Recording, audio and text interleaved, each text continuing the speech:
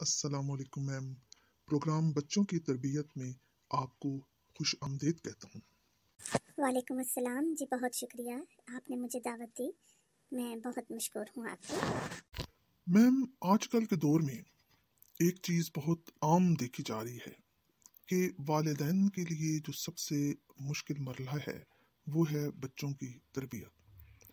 اکثر والدین پریشان ہیں اپنے بچوں کی وجہ سے، اور وہ یہ نہیں جانتے کہ بچوں کی تربیت کس طریقے سے کی جائے۔ آخر ایسا کیوں ہے؟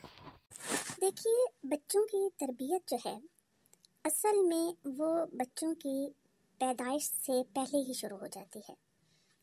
جب ایک جوڑا وجود میں آتا ہے تو اس کے بعد ان کی پہلی سوچ یہ ہونی چاہیے کہ اب آگے جو ہماری نسل چلے گی، جو بچہ ہمارے ہاتھوں میں آئے گا، ہم نے اس کی پرورش اور اس کی تربیت کس طریقے سے کرنی ہے۔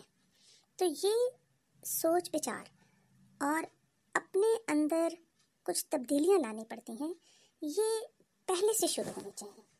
میم، آپ کا مطلب ہے کہ بچہ ابھی اس دنیا میں نہیں آیا اور والدین نے اس کی تربیت کے لیے پلان کر لینا ہے کہ وہ اس کی تربیت کس طریقے سے کریں گے، یہی آپ کا مطلب ہے؟ جی بالکل، آپ دیکھیے، تربیت جو ہوتی ہے وہ کہہ کے نہیں کی جاتی۔ اگر آپ اپنے بچے کو یہ کہتے ہیں کہ آپ نماز پڑھیں، سچ بولیں، بڑوں کا ادب کریں، یہ جو بھی چیز آپ اس کو سکھانا چاہتے ہیں وہ آپ اس کو اگر کہتے رہیں گے تو وہ کبھی بھی ان باتوں پہ عمل نہیں کر سکے گا۔ ہاں، تربیت نام ہے عمل کا، اور وہ عمل کرنا ہے والدین نے پہلے۔ اگر والدین نماز کی پابندی کرتے ہیں، اگر والدین سچ بولتے ہیں، اگر والدین بڑوں کا احترام کرتے ہیں، تو پھر بچے کو تو کہنے کی ضرورت ہی نہیں ہے۔ بچہ جو کچھ دیکھے گا وہی کچھ وہ سیکھے گا۔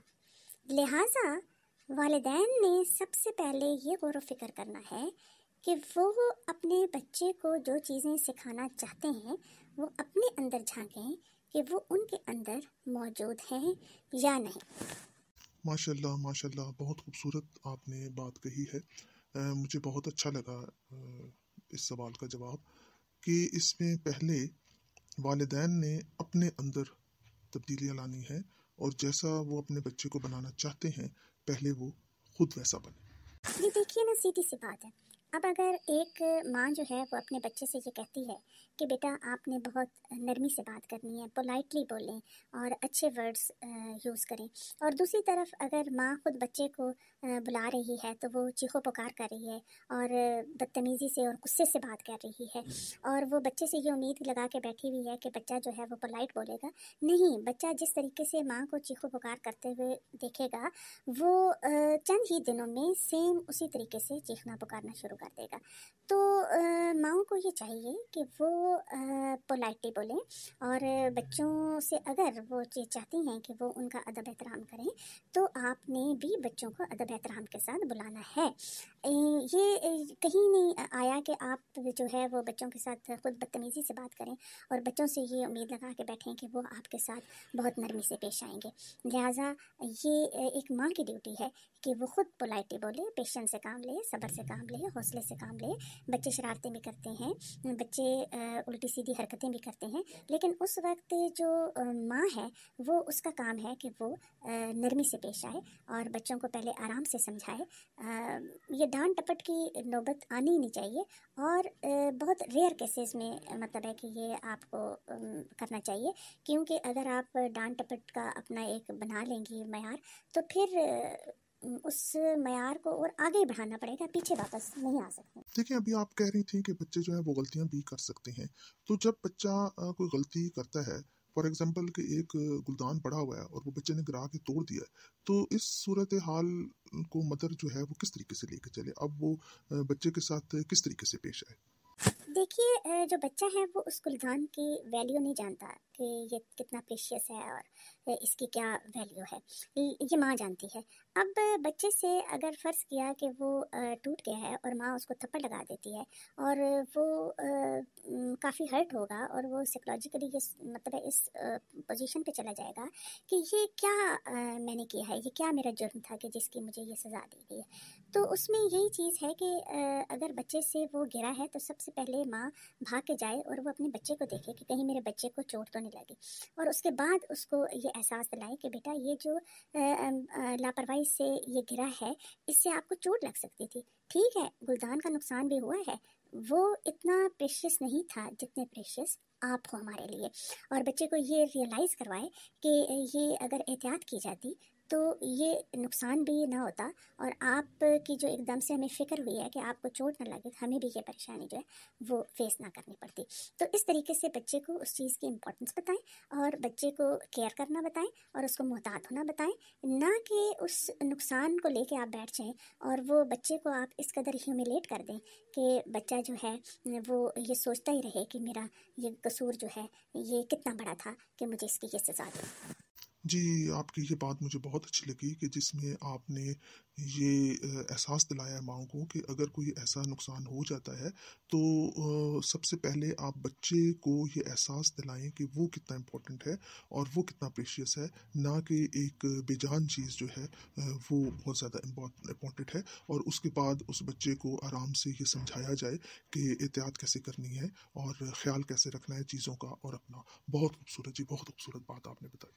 जी, जी, आप बिल्कुल इसमें ठीक कह ये रही हैं बात है कि कि देखें, ये अगर बच्चों एक की दफ़ा माँ तरबियत डाँट जो कर है शुरू कर ये देती है बहुत तो अगली आसान दफ़ा काम भी है उसको थोड़ा और उससे दूसरे ज़्यादा लफ्ज़ों में डाँटना पड़ता बहुत है, क्योंकि बच्चा उस मुश्किल भी पहली है। डाँट का आदी हो चुका है।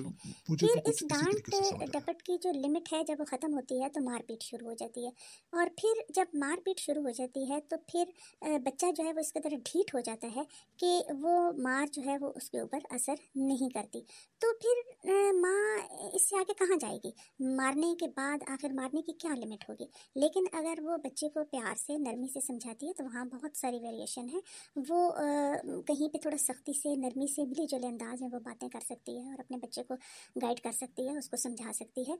लिहाजा मैं ये कहूँगी माँओं को कि कभी भी ऐसी नौबत ना आने दें कि आपको बच्चे पे हाथ उठाना पड़े।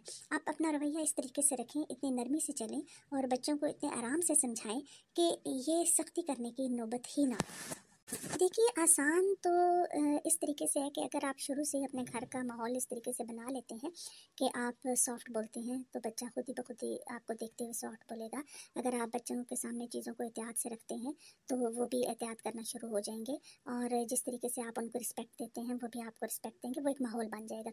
लेकिन अगर आप ये है कि खुद आप अमल नहीं कर रहे और आप बच्चों पे ये दबाव डाल रहे हैं कि वो बड़े तमीज़ वाले हों, बड़े पोलाइटली बोलें और वो बड़े तरीके से चलें और तरीके से चीज़ों को रखें, और आप खुद उनमें से किसी बात पे अमल नहीं कर रहे, तो फिर आपको बहुत ज़्यादा मुश्किलात का सामना करना पड़ेगा और वो घर का माहौल जो है वो दिन ब दिन जो है वो ख़राब होता जाएगा।